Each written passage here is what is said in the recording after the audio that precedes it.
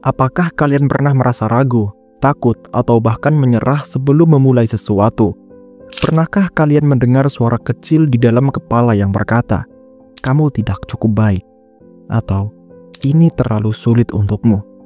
Suara itu, meski tidak terlihat, seringkali menjadi penghalang terbesar kita. Tapi apa sebenarnya suara itu? Mengapa pikiran kita yang seharusnya menjadi sekutu justru bisa menjadi musuh terbesar kita?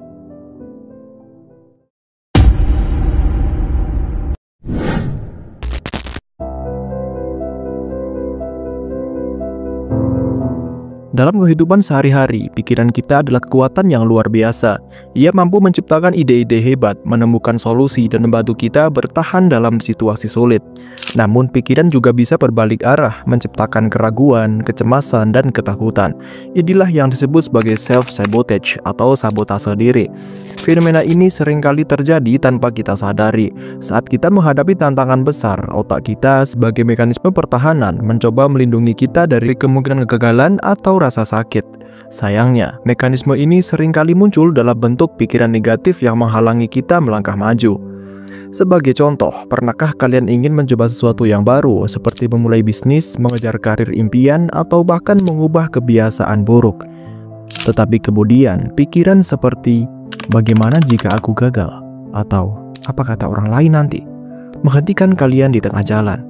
Pikiran-pikiran ini jika terus dibiarkan dapat menanamkan rasa takut yang begitu dalam hingga membuat kita terjebak di zona nyaman.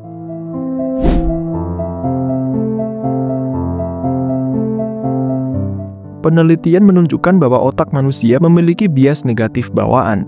Ini berarti kita lebih cenderung fokus pada hal-hal buruk daripada hal-hal baik. Sebuah mekanisme evolusi yang dulu membantu nenek moyang kita bertahan hidup. Namun di zaman modern, bias ini seringkali menjadi bumerang, menciptakan ketakutan yang tidak perlu dan membuat kita meragukan kemampuan diri sendiri.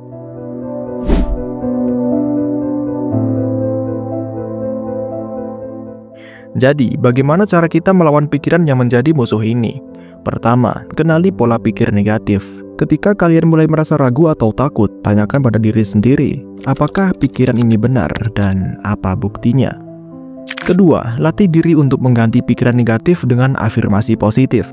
Misalnya, daripada berkata, "Aku tidak bisa melakukannya," tapi katakan, "Aku sedang belajar dan aku akan terus berkembang." Ketiga, praktikkan mindfulness. Dengan melatih kesadaran penuh, kita dapat mengenali pikiran negatif tanpa harus terjebak di dalamnya. Ingat, pikiran hanyalah pikiran, bukan kebenaran mutlak.